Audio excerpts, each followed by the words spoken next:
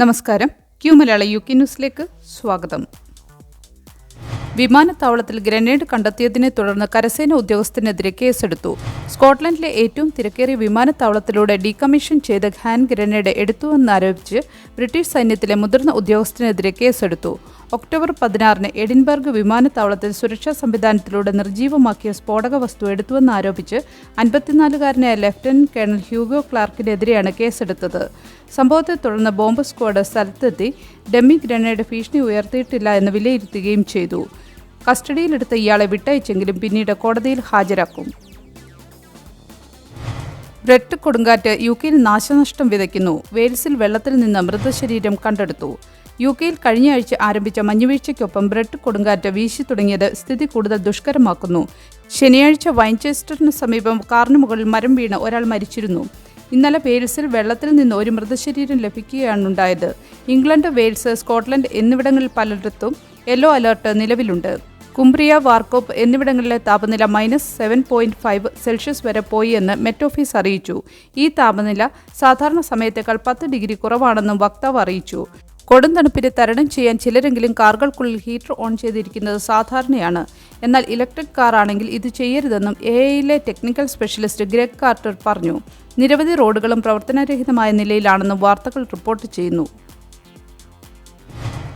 ജോലി ചെയ്യാൻ കൂട്ടാക്കാത്ത യുവാക്കൾക്ക് ഗവൺമെന്റ് ആനുകൂല്യങ്ങൾ ലഭിക്കില്ല എന്ന് ക്യാബിനറ്റ് മന്ത്രി.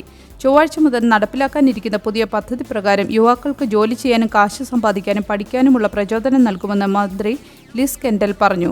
ഇതിനൊന്നും താൽപര്യം കാണിക്കാതിരിക്കുന്ന യുവാക്കളുടെ ഗവൺമെന്റ് ആനുകൂല്യങ്ങൾ നിർത്തലാക്കുമെന്ന് മന്ത്രി പറഞ്ഞു. കഴിഞ്ഞ ആഴ്ച പുറത്തുവന്ന കണക്കുകൾ പ്രകാരം കോവിഡ് പാൻഡമിക്കിന് ശേഷം 7,13,000-ഓളം യുവാക്കളാണ് തൊഴിൽ ചെയ്യാതെയും ജോലി അന്വേഷിക്കാതെയും ഇരിക്കുന്നതായി കണക്കുകൾ പറയുന്നത്.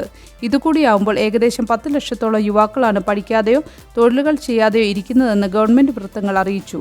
ചെറുപ്പക്കാർ പഠിക്കാതെയും ജോലി ചെയ്യാതെയും സമയം കളഞ്ഞിരുന്നാൽ അവരുടെ ഭാവി ജീവിതത്തിൽ വലിയ പ്രത്യാഘാതങ്ങൾ ഉണ്ടാക്കുമെന്നും മന്ത്രി പറഞ്ഞു.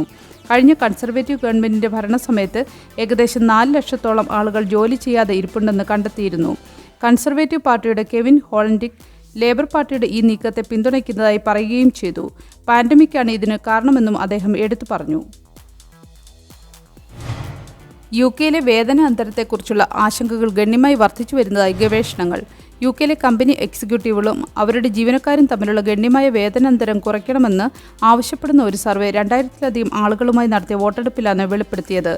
UKയുടെ വരുമാന അസമത്വത്തെ നേരിടാൻ റീവ്സും സമ്മർദ്ദത്തിലാണെന്ന് തിങ്ക് ടാങ്ക് പറഞ്ഞു. യൂറോപ്യൻ യൂണിയൻ അംഗരാജ്യങ്ങൾ ബൾഗേറിയയും ലിത്വേനിയയും മാത്രമാണ് UKയേക്കാൾ അസമത്വം ഉള്ളതെന്നും കണക്കുകൾ വ്യക്തമാക്കുന്നു. പുതിയ ഗവൺമെന്റിന്റെ നിയമനിർമ്മാണ അജണ്ട തൊഴിലാളികളുടെ ശബ്ദം ശക്തിപ്പെടുത്തുന്നതിന് അവസരമുണ്ടാക്കുമെന്ന് ഹൈപ്പേ സെന്റർ ലൂക്ക് ഹിൽഡിയാർഡ് പറഞ്ഞു. പ്രതിരോധ ചിലവുകൾ 2.5% ഉയർത്തും. ഉക്രൈൻ-റഷ്യ യുദ്ധത്തിന്റെയും പശ്ചിമേഷ്യയിലെ സംഘർഷങ്ങളുടെയും പശ്ചാത്തലത്തിലാണ് അടിയന്തര നടപടി നടത്താനുള്ള പദ്ധതി തയ്യാറാക്കുന്നതായുള്ള വാർത്തകൾ പുറത്തുവരുന്നത്. റഷ്യയിൽ നിന്ന് നേരിടുന്ന ഭീഷണിയുടെ പശ്ചാത്തലത്തിൽ സെക്രട്ടറി ജനറൽ മാർക്ക് റൂട്ടയുമായി പ്രധാനമന്ത്രി സർ കെയർ സ്റ്റാർമർ നടത്തിയ ഫോൺ സംഭാഷണത്തിലാണ് സമയപരിധി നൽകിയത്. നിലവിൽ രാജ്യത്തിന്റെ 2.3% പ്രതിരോധ പ്രവർത്തനങ്ങൾക്കായി വിനിയോഗിക്കുന്നത്. 2.5% എന്നത് അപര്യാപ്തമാണെന്ന വാദങ്ങളും ഉയർന്നു വരുന്നുണ്ട്. UKയിൽ കുറഞ്ഞത് 3% പ്രതിരോധ ചിലവുകൾ ഉയർത്തണമെന്നാണ് ഈ രംഗത്തെ വിദഗ്ധർ അഭിപ്രായപ്പെടുന്നത്. NHSലെ വിവിധ ബാൻഡിലുള്ള നഴ്സുമാരുടെ പുതുക്കിയ ശമ്പളത്തിന്റെ കൂടുതൽ വിവരങ്ങൾ പുറത്തുവന്നു.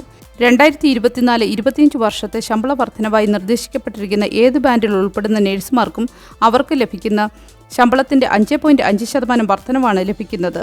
ബാൻഡിന്റെ തന്നെ എത്ര നാളത്തെ പ്രവൃത്തി പരിചയം ഉണ്ട് എന്നതും ശമ്പളത്തെ നിർണ്ണയിക്കുന്ന ഘടകമാണ്. പുതുതായി യോഗ്യത നേടുന്ന ബാൻഡ് 5 വിഭാഗത്തിൽപ്പെടുന്ന നഴ്സിന്റെ തുടക്ക ശമ്പളം 29,989 പൗണ്ടായിരിക്കും. അതേ ബാൻഡിൽ 2 വർഷത്തെ പ്രവൃത്തി പരിചയം കൂടി ഉണ്ടെങ്കിൽ 32,324 പൗണ്ടാണ് ലഭിക്കുന്നത്. 2 വർഷത്തിൽ താഴെ പരിചയമുള്ള ബാൻഡ് 6 നഴ്സുമാർക്ക് 37,339 പൗണ്ടാണ് NHSൽ നിന്ന് ലഭിക്കുന്ന പുതിയ ശമ്പളം. സർക്കാർ ശമ്പള വർധനവ് പ്രഖ്യാപിച്ചതിന് പിന്നാലെ പ്രമുഖ തൊഴിലാളി യൂണിയനായ റോയൽ കോളേജ് ഓഫ് നഴ്സിംഗ് നടത്തിയ അഭിപ്രായ സർവേയിൽ 1,45,000 പേർ പങ്കെടുത്തിരുന്നു. ഭൂരിഭാഗം പേരും ശമ്പള വർധനവിനെതിരെ വോട്ട് ചെയ്തതായാണ് റിപ്പോർട്ട്. ഒരു നല്ല ദിവസം ആശംസിച്ചുകൊണ്ട് ഈ വാർത്താ ബുള്ളറ്റിൻ പൂർണ്ണമാകുന്നു.